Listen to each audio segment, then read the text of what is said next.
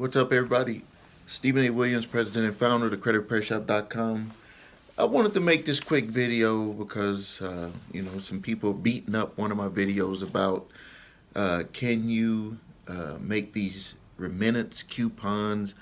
Can you change a coupon that you got from your, let's say, your utility company or a cell phone company that's actually could be used to pay your bill? And I've requested information from people. People never send it.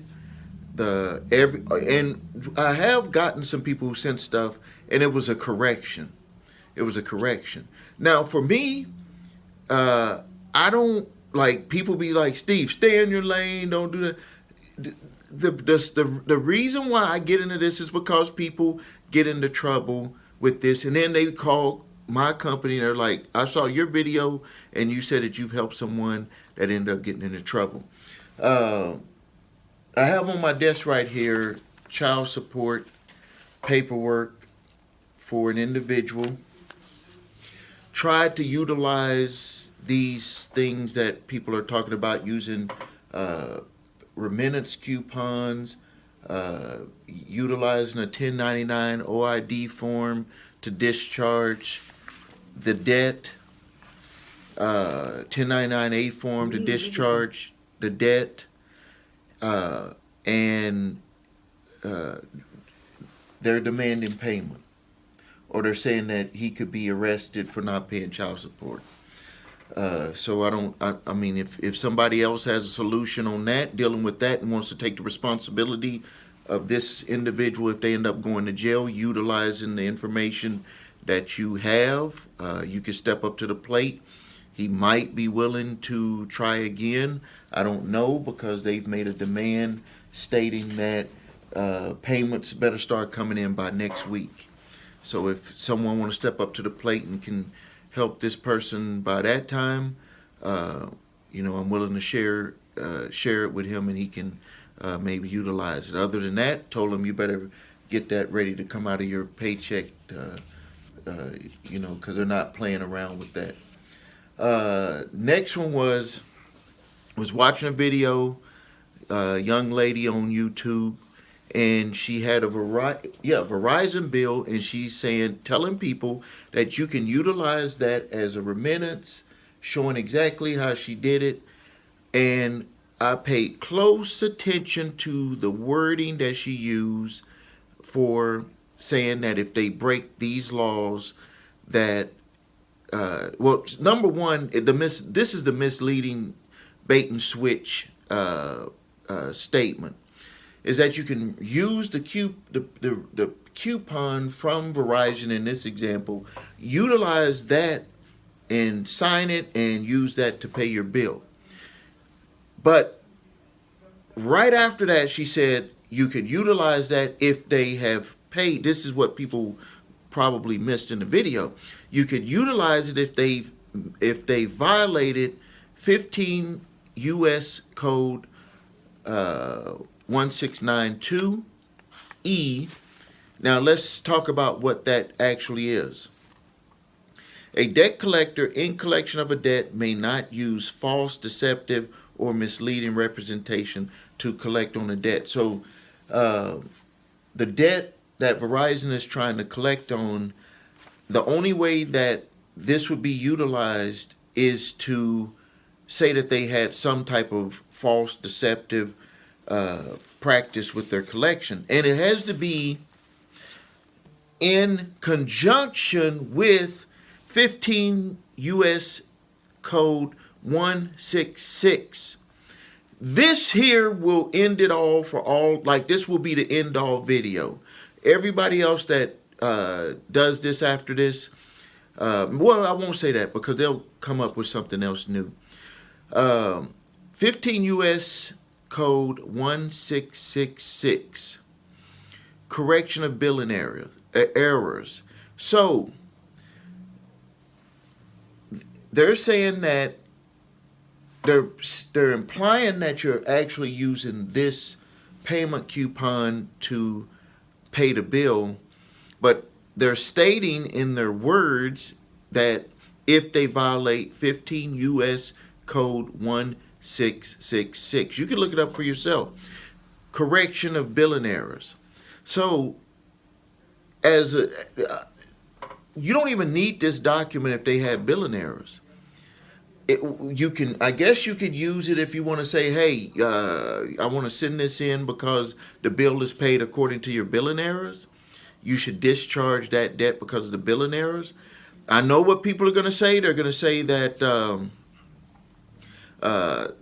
there's some sort of way that you're utilizing that, and you do have a bill, and they're going to utilize that, and they're going to discharge the debt because your bills are already paid. I'm just telling you that it doesn't work the way that everybody is saying it, and no one is giving me proof on it. And I just want people to be careful because let's look at it this way. A lot of people on the channel is trying to repair their credit. You're going to send in a statement like this. They're going to say that if they do accept it, they're going to say it's going to be accepted until they do their to make sure that there wasn't an error on your billing. Once they find out that there's no error on your billing, they're going to say that you need to pay all of that up for the time frame that it was being reviewed for. Potentially, they're either going to say that there was no history of payments being made if it's a creditor that makes that puts in information of your payment history on your credit report. So you're going to have history, then you're going to have blank, no payments. And then when they catch up and show that there is no error, or maybe there is an error and it's just not quite as big as what you thought it was going to be, then the next thing is that they're going to say that you have to pay all of that, pay that back. And if you don't pay it back on time, then you're going to have a late payment. And it's going to be a late payment for the period of time that you don't pay. But even if you pay it, it's going to be a blank space on the time period that you should have been making payments. And that's going to make your scores go down once you make a payment on when you start making your regular payments. This is going to be some issues. Now, another question that I got in the YouTube on the YouTube comments on the video that I made about the bank, SVC Bank. It was SVC Bank, whatever. Yeah, Silicon Valley Bank, SVB Bank, Silicon Valley Bank. Was that there's no money, money is worthless. And so this is how all of this stuff kind of comes full circle. I asked someone to show us the proof that their stuff works for doing this remittance and all that stuff. And on another video, this individual said that money was worthless, it was fiat, all of this stuff.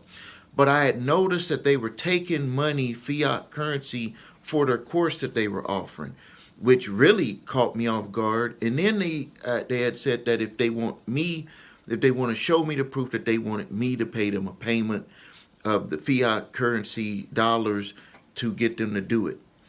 But on the other side, they're telling people that the money is fiat and money doesn't exist and that all you have to do is discharge the debt. It was crazy. And then I was saying, well, show me how I have a business. You can give me the document, because if I'm a business and I have a corporation, that means that I would be able to utilize your information to get paid from either the secret bank account that you're claiming that people have, or I could just get it credited to me because it's going to be discharged by the federal government. They didn't want to do that. They wanted cash money, hard cash money, to be able to do that. So we still have an issue with being able to find someone who wants to step up to the plate and show us all of this stuff, that it really does work. Making the videos and stuff for people, I have no problem with that. We can all make our own decisions on what we want to believe and what we want to put into action. Again, I'm always open-minded. I'm always open to ideas. Trust me, just like you, I've lost money in many ideas. But this is one where people have actually came to me where they've lost money or got into trouble, and they wanted to seek our advice or our services to help them. And I'm not talking about credit repair. I'm talking about where, let's just say, government entities are coming after them for money that they either received on their, from the government's perspective, received fraudulently. From our perspective, they just was looking at something that they thought was an opportunity that would work, and it looks like that it's not going to work the way that they thought that it was going to work. I mean, really, sometimes I don't know um, I don't know what to say. Like some of the times I don't know what to say because I have the open mind and I want things to be working out. But from my perspective, my understanding, from what I've been able to learn over my time, which I'm not claiming that I know everything, is that what I see is that we do have a circular system. We have a monetary system. For that system to work, there has to be a beginning and there has to be an end, and it has to also go in a circle. And I see that where the breakdown is for people is that they are not understanding, not saying that you're someone like this, but they don't understand that regardless of what monetary system we have, regardless of if it's digital, regardless if it's paper, regardless of what it is, if you do not understand one system, the system that we're in right now, if you cannot make this system work for you, it will not, the next system won't work for you, or the system after that won't work for you, unless you get your understanding about how money works. And the first part about how money works is that money is an idea. Money itself is an idea, and the individual is actually the money. Think of every piece of your body, you as an individual. Think of all of the things that you purchase with money. And money doesn't purchase things without you. So money is an extension of an idea, the ideas of things that we want. So look, just think like in my office here, I have my suit on, which I purchased, my watch here, my shirt, my glasses, books that I have here, paper right here, computer right here, coffee uh, mug right there, water bottle right here. So start thinking about money in that way, where it begins with you. It doesn't come from the outside. See, that's where everybody is thinking, okay, if I can figure out a way to pay for these things from some type of source on the outside, and they never like really buckle down and say, uh, if I really take account of money, like right now you are in the situation, probably most of you are at level one. Level one is where you are doing your labor to make work. Like you go to work, you do a job, and you make money that way. uh, the second level is, and that's where I mainly live, is in level uh, 2 and 3, which is where you actually have a business and your money is making money. Or you have a business and you might work in your business, but you are making money from your business. And then the next level after that is where you have a business, but you don't have to be at that business. You make money regardless if you're at that business or not. And that's the level that I'm at. And then the next level after that is the level that I'm also at. I'm just not at a huge level on it. Is where, and I am at this level when it comes to business that I have to interact with. But the next level above that is just where your money is just, you don't need to do anything with it. It just makes money for you every day. Now, in a sense, I do that with my businesses, but I'm I have to see what's going on. Maybe I could get someone that can be in place of me, and then I don't have anything to do with the business. I do have that option, but that's where I think people, if it's anything that people should be working on, uh, other than having fun with this stuff, but is that you should focus on how can I, number one, I'm a worker. How can I transition to own? Because you're not going to build wealth until you own. So it starts with buying a home, and then the next thing is, you might invest in the stock market, you might invest in a business, you might invest in real estate, and those assets will grow. And then as you kind of learn how the whole system works with, you make money from your money, then you will start to see how this whole system really works, and you'll start to see, like, okay, some of these things that they're talking about, that's just like chasing your tail and going in circles. It's not going to really get you anywhere, and it really is like you're like, I don't want to say wasting your time, because I enjoy you know looking at stuff like this just as much as anybody else. But you got to be very careful. You got to be very careful that you're not just spinning your tail. And the way that you can know if you're spinning your tail is look at where you were at a year ago. Look at where you were at 5 years ago. If you're not any further in life, then you are like chasing your tail. Like I can look at a huge difference, uh, personally, health wise, emotionally, financially. I'm different than I was even last month. Like I grow each month. Like I don't want to wait a year. I don't want to wait 5 years to grow. I want to do things intentionally right now to grow.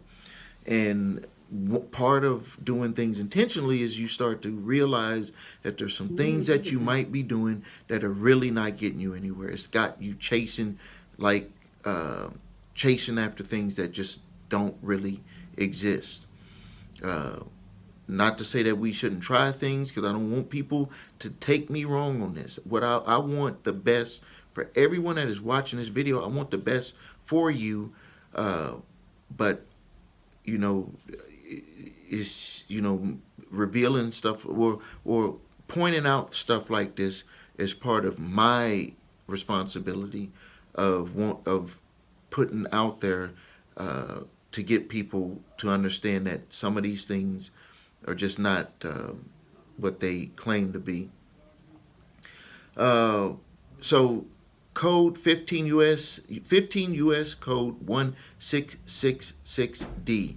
Treatment of credit balances, credit that the amount of the credit balances to the consumer's account, refund or part, or in or the amount.